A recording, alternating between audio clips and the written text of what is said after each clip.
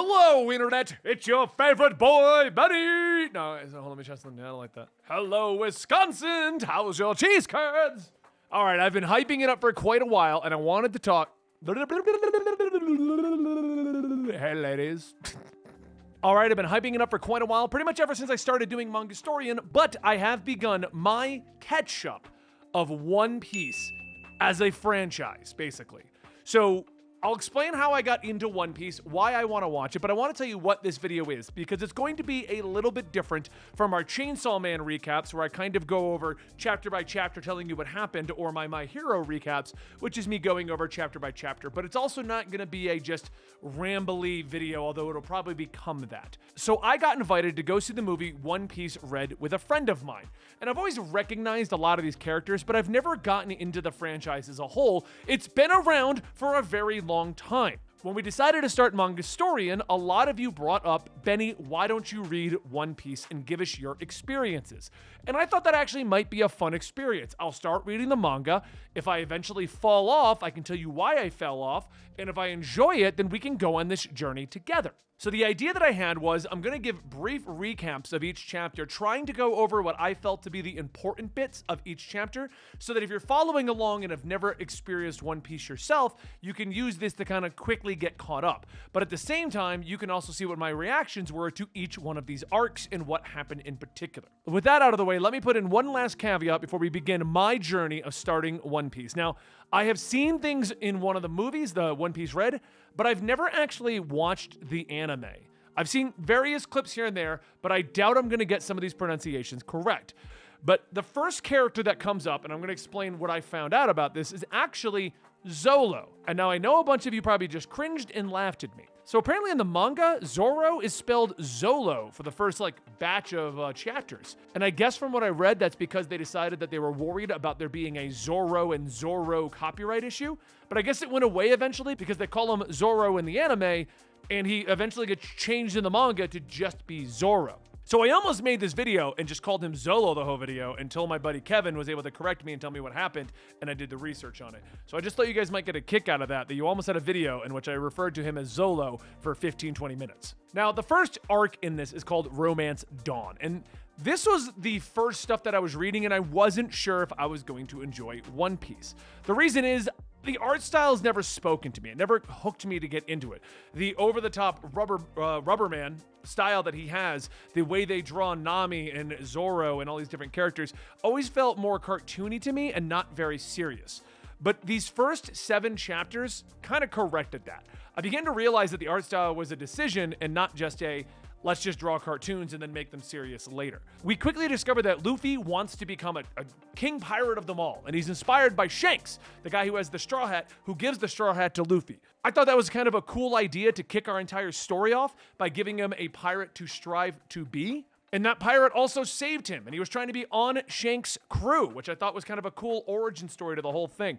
And I loved the fact that they brought back a devil fruit, which Luffy ate and got his powers, and they were like, well, now you can never be a pirate, because when you eat a piece of devil fruit, it gives you the crazy powers that Luffy has and a lot of other enemy pirates have, but you sink. You can't swim. You immediately sink to the bottom of the ocean. So in theory, you shouldn't be a pirate. Knowing what I do know about One Piece, I found this explanation that when you eat devil fruit, you can't become a pirate kind of weird, because even in One Piece Red, there was a lot of guys with powers. So I'm like, well, a lot of guys must have eaten this devil fruit, and that must be how they all got their powers. And they're all pirates. So this must just be something that maybe it was at the beginning of the manga and the anime that they kind of just threw out, or maybe they were just saying it to Luffy. I didn't get a vibe either way on what was going on with that. After Luffy gets the straw hat, he goes out, he does his thing. We quickly find him locked up in a barrel, and he gets wrapped up into his first adventure. Now, the first adventure involves him finding Zoro tied to a cross where he's currently dealing with the army general or the army warlord or the captain's son. The son has basically told him that if you stay here bound to this cross for 30 days and don't eat, he'll let him go. That's how Luffy and this young girl end up meeting Zoro, because Luffy's looking for people for his crew, for his grandiose pirate crew. He's looking for, from what I understand, about 10 people to bring with him to the Grand Line. And he meets Zoro, and at first I thought Zoro was kind of a jerk, because he's just kind of telling everyone to piss off. He's this great swordsman, the greatest swordsman ever. Everyone's afraid of him. He hates pirates. And like the way they portrayed him in the manga was this is a guy that isn't going to team up with Luffy. I actually didn't know that he was going to be on the crew. I actually don't know who's going to be on the crew generally, because in One Piece Red, there were so many people that Kevin had to explain to me. I don't know who's actually on the crew and who's side people. Just like we also are introduced at this time to Kobe. Kobe apparently becomes like some bigwig in the army because he was in the movie, but in this, he's some dweeby little kid with glasses. I Googled to see if it's the same Kobe or if they just liked the name Kobe. Anyway, Luffy ends up teaming up with Zoro, and they quickly get rid of the idea that Zoro is going to be an evil anti-hero, somebody who fights against Luffy, because the young girl brings him rice balls, which he doesn't eat. The captain or the general's son walks over, stomps the rice balls into the dirt, and you're just kind of like, oh, that's sad, because the girl made these, and she's really sad that the guy called them crap and stomped on them. The girl then gets thrown over the wall, and Luffy is left there with Zoro trying to convince him to join him. And Zoro asks Luffy to take the rice balls that have been ground up in the dirt and feed them to him, which he does because Zoro hasn't eaten any rice balls or food or anything in any time. And the next thing he says is, make sure the little girl knows that they were delicious. And I'm like, oh, okay. So this guy's gonna join the crew because he's awesome. Like, even though he's supposed to be this like hard ass, everyone wants to avoid him, he's also a guy who apparently knows the things to say to make a little girl feel better about all the work she put into the rice balls. So I started to realize at this time, what I thought was One Piece isn't One Piece. And I'm in for a ride because I thought this was like SpongeBob level cartoon. Okay, I'm not gonna lie. That's what I expected at this point. The movie kind of like threw that out there initially because I was like, okay, well, that was a serious movie, but I wasn't sure if the movies were serious and the manga/anime was more cartoony. Once again, I've just never participated in the One Piece fandom. So anyway, Luffy ends up getting Zoro out. They end up fighting against the captain's son because he was going to lie to Zoro. That's how he convinces him to join him. Kobe ends up joining up with them as well. And after basically saving this town and saving Zoro, Zoro joins Luffy to be his first member of his pirate crew. And Zoro and Luffy begin their journey as a pirate crew. Kobe, who was working with them for a good chunk of this little story arc, ended up staying behind because he wants to join the Navy. He wants to join up and be one of the Navy troops and all that other stuff. So in order to kind of fix that, Luffy also shows a different side to him that I wasn't expecting, in which he knocks out Kobe so that people don't confuse Kobe as being a member of the pirates. Because Luffy's like, we're pirates! And they started to assume Kobe was on the pirates. And if Kobe was on the pirates, he couldn't join the Navy. So Luffy starts fighting with them just so that it looks like he's not one of the pirates and didn't help them. So I already got to see a different side of the Zoro character and the Luffy character, and I started to wonder, okay, I completely did not understand what this One Piece thing was. So anyway, we move on to the next arc. The next arc was the Orange Town arc. Now, in this particular one, Luffy and Zoro realize they don't know how to navigate the ocean. They're starving, they're thirsty, they don't know what's going on. And in an attempt to grab food for them, Luffy uses his Rubberman arms, grabs a bird, the bird just picks him up and carries him away, leaving Zoro on the boat. Zoro doesn't know what's going on, but he sees another boat with 3 pirates on it, and they explain that they were tricked by a young girl named Nami. They don't say Nami at the time, but it is Nami. I'm just gonna, because I'm going through my own little recap here, it was Nami. She tricked them, stole their treasure, stole their boat. Using this as a situation, they all start heading over to the town. We then cut to Orange Town, where Luffy is being dropped off by the giant bird, Zoro is making his way there, and Nami is there. Nami is trying to find the map to the Grand Line. I believe it's the map to the Grand Line that she's trying to steal. She steals it from Buggy the Clown. Now, Buggy the Clown is the first Devil Fruit user that, in the manga, I've come across. He has the ability to remove his limbs and do separate things with them, sends them out and does all kinds of stuff like that. Nami is basically working all sides. She's trying to work against Buggy while getting his treasure. She's trying to trick Luffy into protecting her from the pirates. Discovering that Luffy's a pirate, she then turns Luffy into Buggy the Clown. And so Luffy ends up in a cage. While this is going on, Zoro arrives, and Zoro is on his way in to figure out how he's going to help this town. We discover this town only has 1 mare left and 1 dog, but I'm going to get to them later. Nami is then forced to prove her loyalty to Buggy the Clown by killing Luffy, which at the last second she decides not to do. She ends up saving Luffy, who's still trapped in the cage, and then Zoro shows up to protect the both of them. Zoro, proving that he's the greatest swordsman ever, gets into a fight with Buggy. But Buggy tricks him because at this time, we're not fully aware of his devil fruit powers. At least I don't remember being fully aware. But he was able to separate. But anyway, using his separation powers, he stabs Zoro in the back. So now that Zoro is injured, Luffy and Nami and Zoro end up running into the abandoned town where the single mare and the dog are left. And this is where another moment in this manga made me be like, this is like really kind of touching. We meet the mare and we meet the dog. The dog is guarding a pet store, okay? The pet store is the dog's owner's store. The mare explains that the dog, Choo Choo or Chow Chow, it's C-H-O-U. So I'm gonna say Chow Chow for the sake of just doing this. But anyway, the dog, Chow Chow, is standing guard until his owner returns. But the mare explains the dog's really smart. The dog knows that his owner is dead. So the dog is just protecting the store in the name of the owner. And he'll protect it till the day he also dies. And so as someone who likes animals, that was kind of touching to me. But that's when our crew is attacked by the first mate, whose name I can't remember, it escapes me now, but is Lion Richie. So we have the first mate and the lion. They come in and attack. The lion sees the pet store, wants to attack the pet store, but Chow Chow jumps in the way trying to fight a lion. He's immediately disposed of. And that's when Luffy, irritated that he actually hit the dog, breaks out of the cage, which apparently he could have done at any point, but hey, whatever. Breaks out of the cage, defeats the lion, and defeats the first mate, where he then takes the last bit of dog food and gives it to the dog to help him recover. The dog's okay. But again, it was just, you see this side of Luffy jumping in to like, from seeing him in the movie and seeing what I did know, I thought he was just kind of goofier and didn't think about what he's doing. But the actions in these first two arcs show that Luffy thinks a lot more things out than you think. Until he does something where you're like, oh, he just did that instead, and that doesn't make any sense. But he's growing on me, okay? He's growing on me. At this point, I'm a fan of Nami and Zoro. Luffy's probably my least favorite right now. Anyway, the mare sees that Luffy stood up against the first mate and the lion, helped save the dog. He's now inspired to go stand up against Buggy, but he's an old man. Goes up against Buggy and gets pretty much knocked out almost immediately. This has everyone kind of break down into different fights in different sequences. So Zoro ends up fighting against the second mate and defeats him while injured, proving that he is the greatest swordsman around. We're gonna get back to that. Don't worry, I'm up to the Beretti arc, and that's gonna change. But anyway, proving that he's the greatest swordsman around. Luffy and Buggy go to war against each other, fighting against each other, both using their devil fruit powers. We have Rubber Man versus Buggy, who can remove his limbs and stuff like that. While this is going on, Nami has sneaked off to try and take his treasure.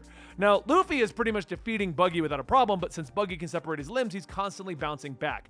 But we also discover that Buggy was originally a shipmate with Shanks. Shanks, the guy that inspired Luffy. And they make that connection because Luffy is wearing Shanks' hat, the straw pirate hat. Buggy explains that he was working with Shanks and then he got tricked into eating the devil fruit and holds it against Shanks.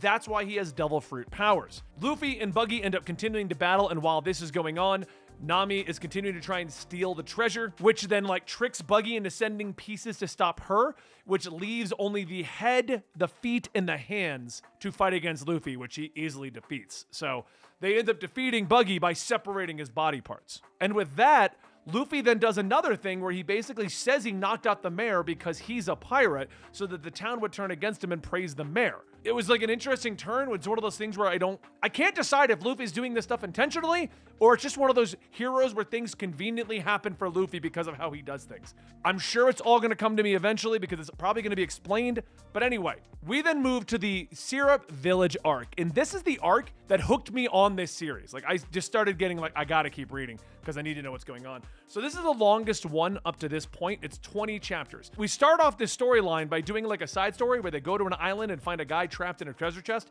and Luffy offers to help him get up and figure out where all the treasure is at. It basically felt like a filler episode, but in manga format. And at the end of the whole thing, the guy stuck in the chest is like Gaimon or something like that.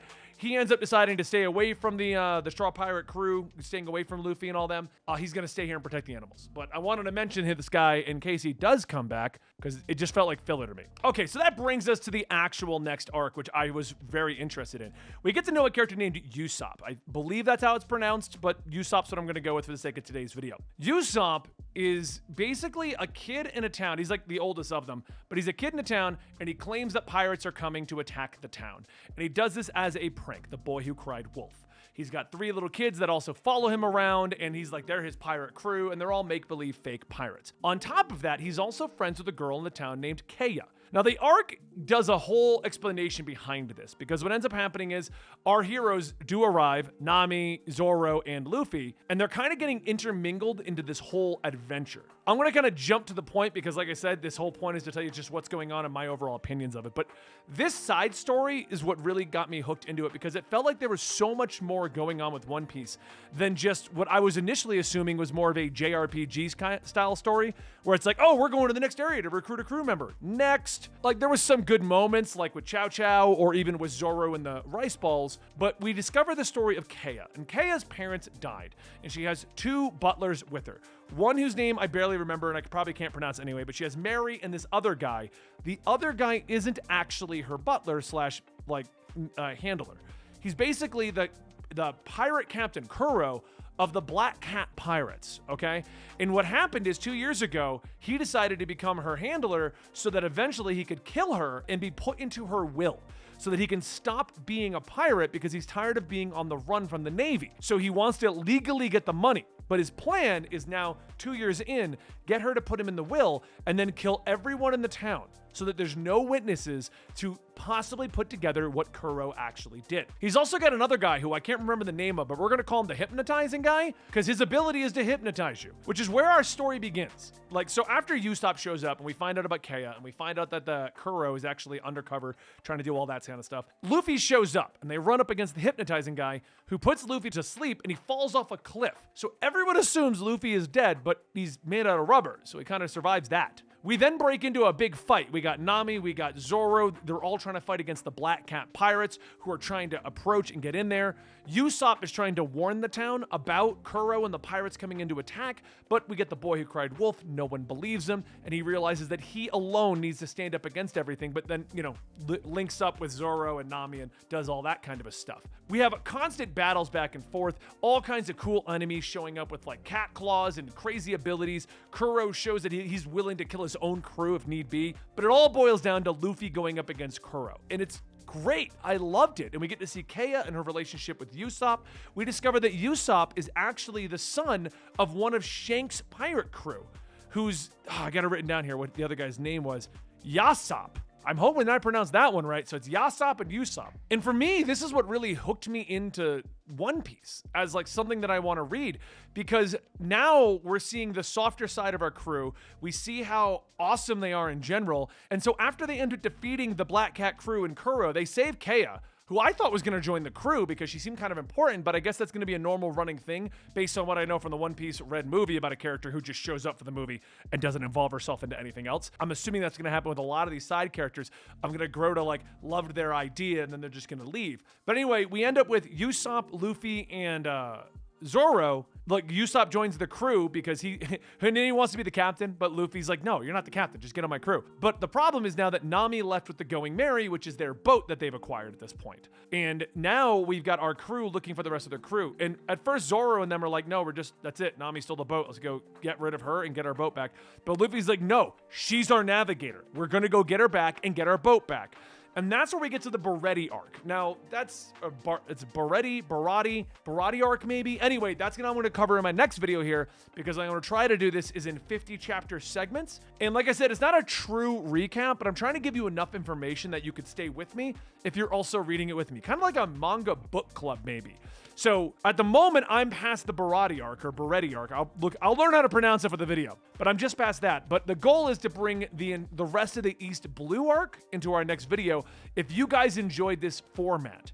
Anyway, guys, I hope you enjoyed this video. Let me know your thoughts. I hope you enjoyed my take on it. At this point in the story, because I have read the Sanji arc, which is what the Baretti arc is, I'm loving this series. And the only reason I haven't moved past where I'm at in the story is I felt we had to make this video before I kept reading and forgot even more. I had to look up my old notes to see what even happened in some of these chapters because I was vaguely remembering it wrong, and I had to like go back. So I hope I got my memory right. I hope you guys enjoyed this. Let me know your thoughts on my take on the initial One Piece adventure for me down below, and we'll be back real soon with more discussions right here at Mangastorian. Like, subscribe, please. Seriously, please help us get this channel going.